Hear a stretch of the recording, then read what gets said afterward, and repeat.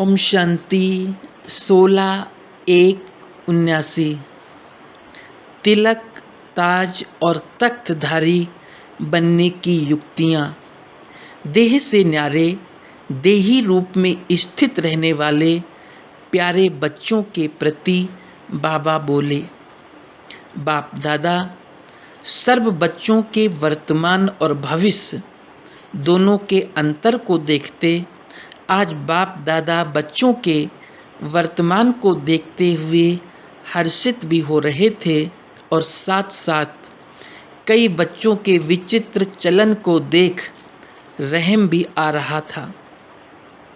बाप कितना श्रेष्ठ बनाते हैं और बच्चे अपनी ही थोड़ी सी गफलत के कारण व अलबेलेपन के कारण श्रेष्ठ स्थिति से नीचे आ जाते हैं।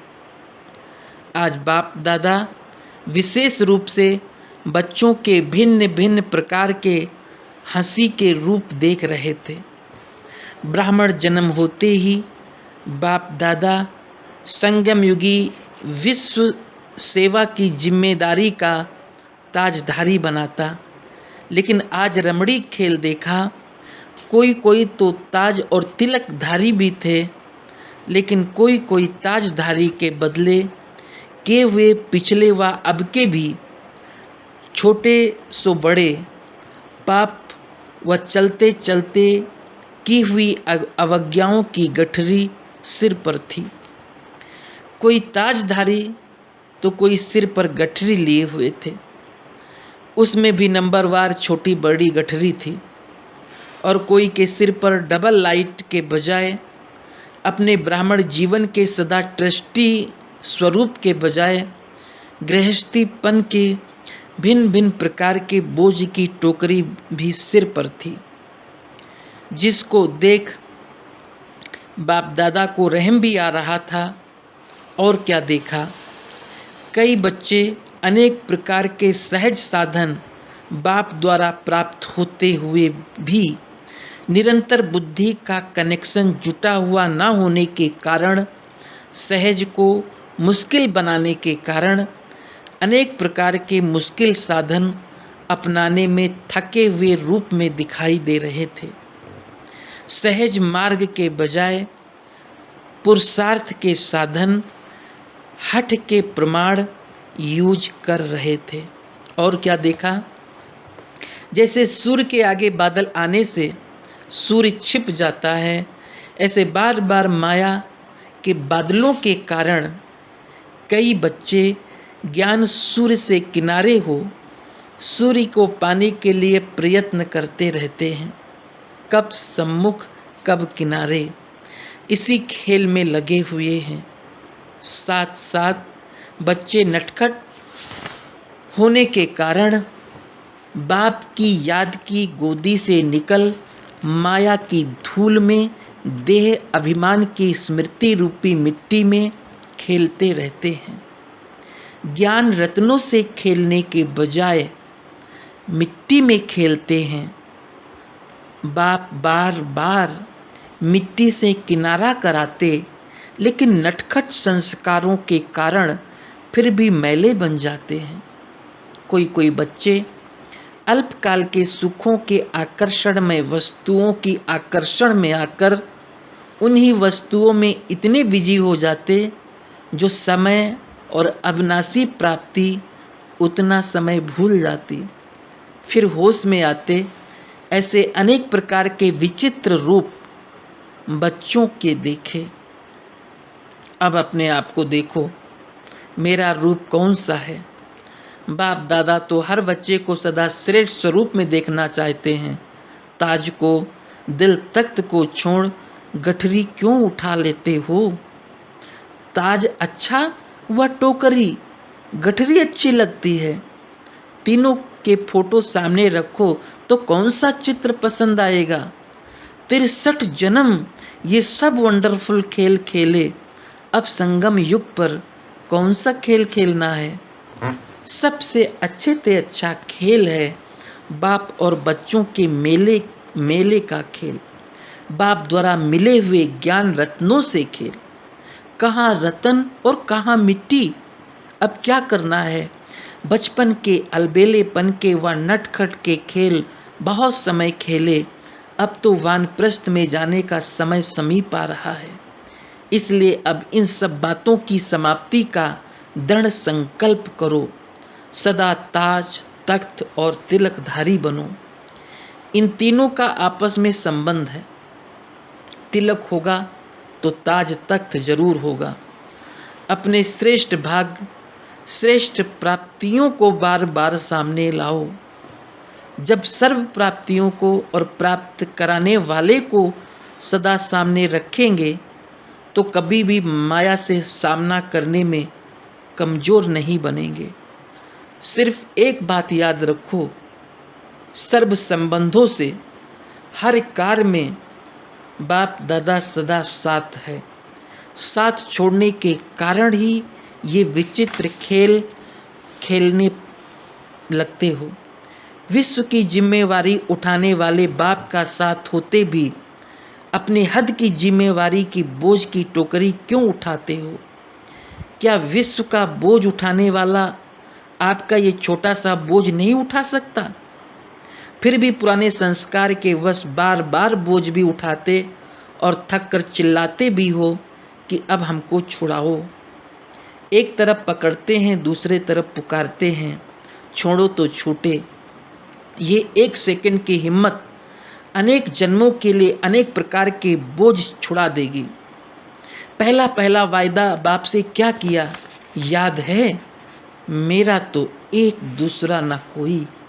जब मेरापन ही समाप्त हो गया, एक मेरा रह गया, तो फिर हद की कमजोरियों का मेरापन कहाँ से आया? देह का मेरापन कहाँ से आया? कमजोरियों के संस्कारों का मेरापन कहाँ से आया? स्वयं को ज्ञानी तू आत्मा कहलाते हो। ज्ञान स्वरूप अर्थात कहना, सोचना और करना समान हो, सदा समर्थ हो। ज्ञानी तू आत्मा का हर कर्म, समर्थ बाप समान। संस्कार, गुण और कर्तव्य समर्थ बाप के समान हो तो समर्थ स्टेज पर स्थित होने वाले ये व्यर्थ के विचित्र खेल नहीं खेल सकते। सदा मिलन के खेल में बिजी रहते। बाप से मिलन मनाना और औरों को बाप समान बनाना, तो इस वर्ष क्या करेंगे? 78 वर्ष भी बीत गया। आप तो 76 में तैयार थे ना? विनाश के साथ स्थापना वाले भी तैयार थे ना? ये अभी का एक्स्ट्रा टाइम मिला है, किस लिए? स्वयं के प्रति मिला है।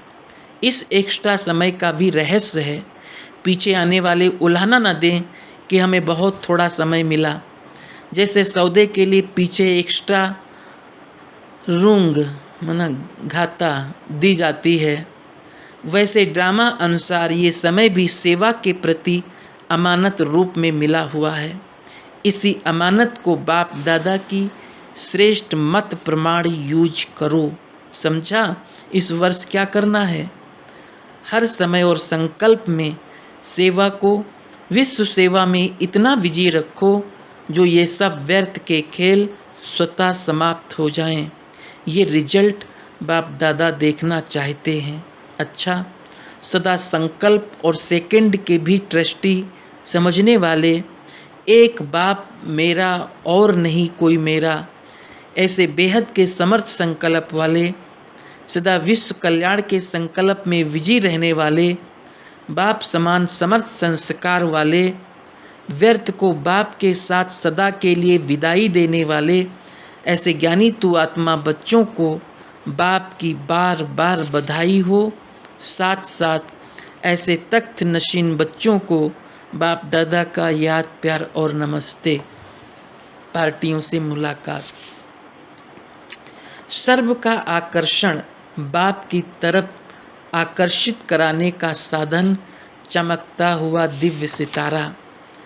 आपका दिव्य सितारा सदा चमकता दिखाई दे तो सितारे की चमक सर्व को अपने तरफ स्वतः ही आकर्षित करेगी। कोई भी लाइट की वस्तु चलती हुई आत्माओं को अपने तरफ आकर्षित जरूर करती है। ये तो अविनाशी सितारा है, तो चमकते हुए सितारों के तरफ सर्व की आकर्षण स्वतः होगी। सितारों की तरफ आकर्षित होना अर्थात बाप के तरफ आकर्षित होना। तो सदा अनुभव करते हो कि हमारा आत्मिक स्वरूप का सितारा चमक रहा है, सदा चमकता है, वह कभी कभी चमकता है। जब बाप द्वारा, नॉलेज द्वारा सितारा चमक गया तो अभी बुझ तो सकता नहीं, लेकिन चमक की परसेंटेज कम और ज़्यादा हो सकती है। उसका कारण क्या? अटेंशन की कमी। जैसे दीपक में अगर सदा घृत डालते रहो तो वो एक रस जलता रहेगा, घृत कम हुआ तो हलचल करेगा। ऐसे अटेंशन कम हो जाता है तो परसेंटेज की चमक कम हो जाती है। इसलिए बाप दादा की श्रेष्ठ मत है, रोज अमृत बेले सारे दिन के लिए अटेंशन रखो। रोज अमृत बेले अपनी दिनचर्या को सेट करो। अगर कोई भी प्रोग्राम सेट नहीं होता है तो उसकी रिजल्ट क्या निकलती? सफल नहीं होता। तो यहाँ भी अगर रोज अपनी दिनचर्या सेट नहीं करेंगे तो सफलता मूर्त अनुभव नहीं कर सकेंगे। अटेंशन रहता भी है, लेकिन और अंडरलाइन करो। वहाँ अटेंशन होगा, जहाँ अटेंशन होगा वहाँ किसी भी प्रकार का टेंशन नहीं हो सकता। जैसे रात होगा तो दिन नहीं हो सकता, टेंशन है रात, अटेंशन है दिन। तो दिन और रात इकट्ठे नहीं रह सकते। अगर किसी भी प्रकार का टेंशन है तो सिद्ध है अटेंशन नहीं है। साधारण अटेंशन और संपूर्ण अटेंशन में भी अंतर है।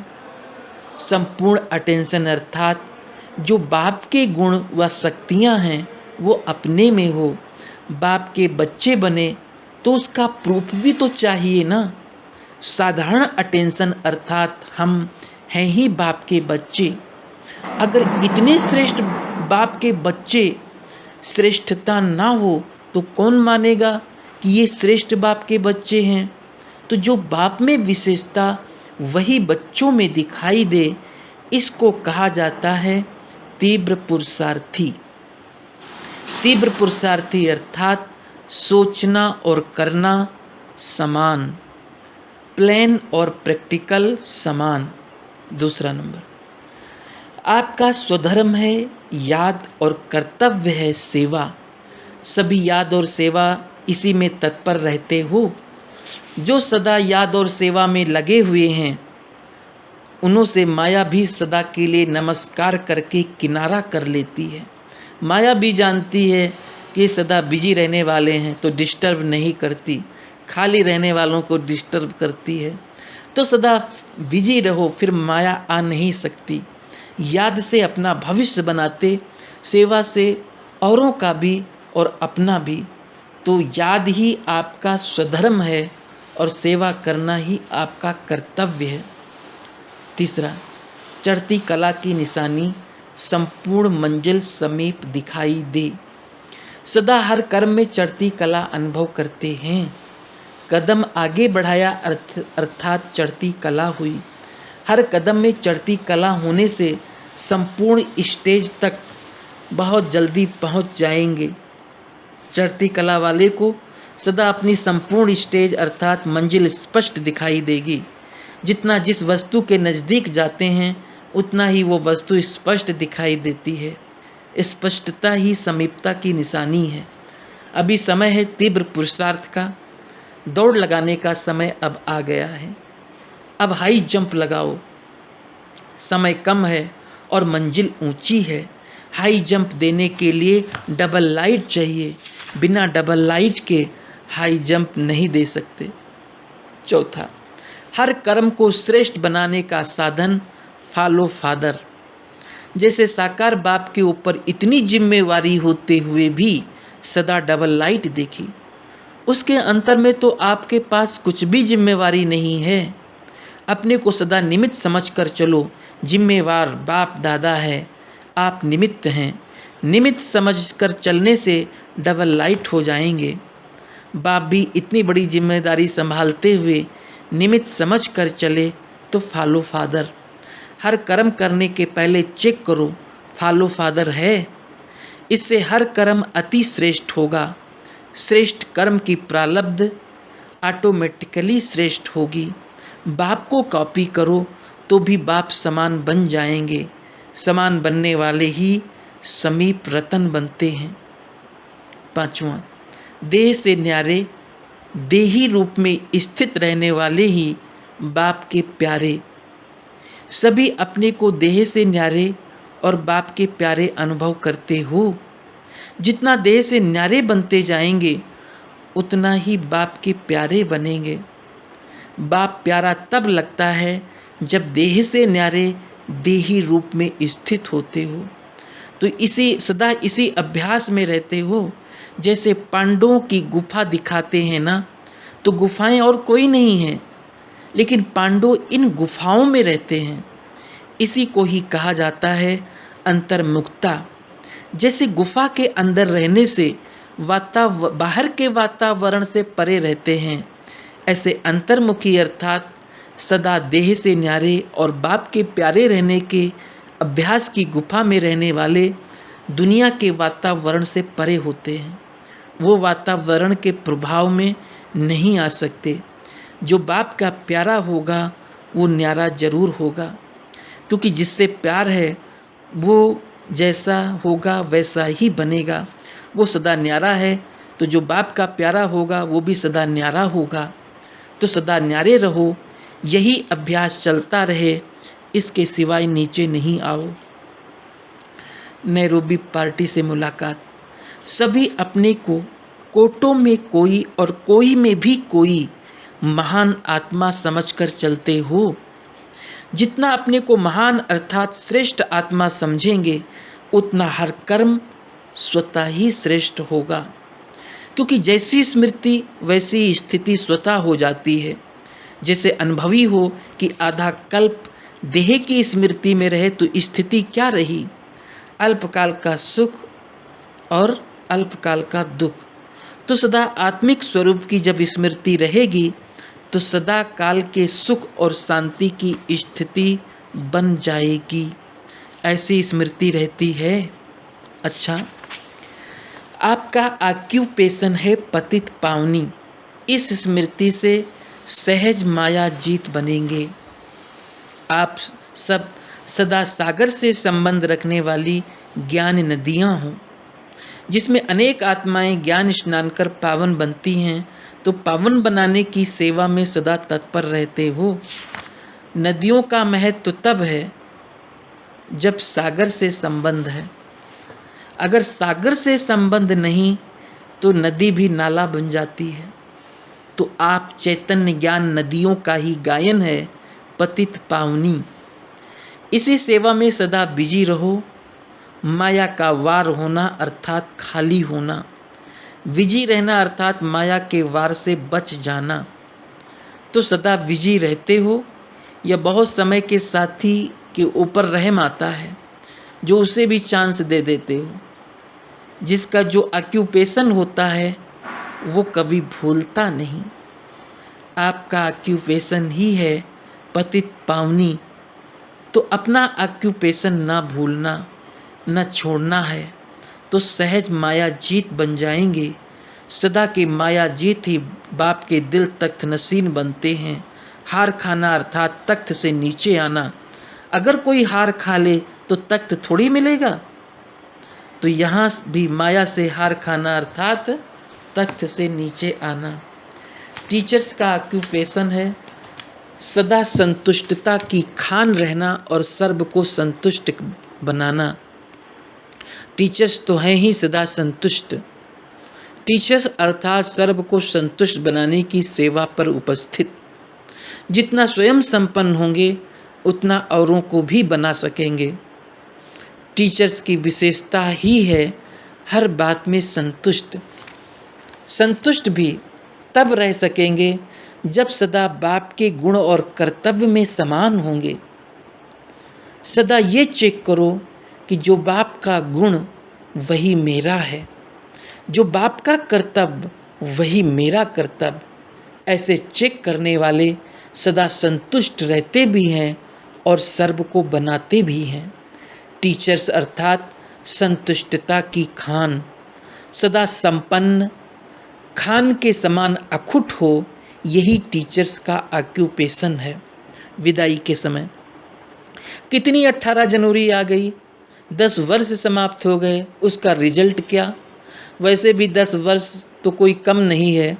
साकार के 42-43 वर्ष और अव्यक्त के 10 वर्ष तो 50 से तो ऊपर चले गए ना। तो उसकी रिजल्ट क्या? रिजल्ट चाहिए परिवर्तन।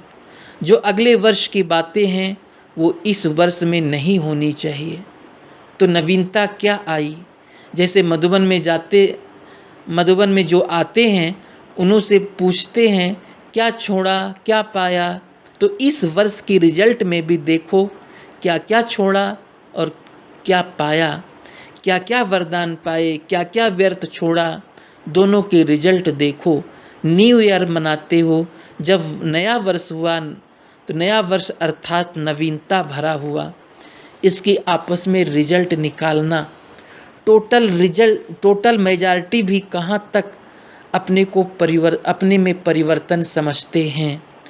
इसलिए बाप दादा ने पहले भी कहा कि रिजल्ट लेने के लिए आएंगे, तो वो रिजल्ट क्या हुई? सेवा वृद्धि को पा रही है। सेवाधारी आत्माएं स्वयं के पुरुषार्थ में क्या वृद्धि पा रही हैं? दोनों का बैलेंस जब समान होगा तब समाप्ति होगी। सभी सदा संगम युग के श्रेष्ठ भाग्य को स्मरण कर हर्षित रहते हो। संगम युग का भाग्य और कोई युग में भी पा नहीं सकते। संगम युग का एक एक सेकंड अति भाग्यशाली है। एक सेकंड कई जन्मों का भाग्य बनाने के निमित्त बनता है। तो ऐसे श्रेष्ठ भाग्य को सदा याद रखते, अंदर में भाग्य को देख करके सदा खुशी में नाचते रहो। वाह मेरा भाग्य। ऐसे अंदर की खुशी बाहर दिखाई देती है। दूसरे भी देखने वाले अनुभव करें कि इन्हों को कुछ मिला है, कुछ पाया है। ऐसे सदा खुश रहो, सदा अटेंशन रखो, तो माया खुशी का खजाना छीन नहीं सकती। अच्छा, ओम शांति।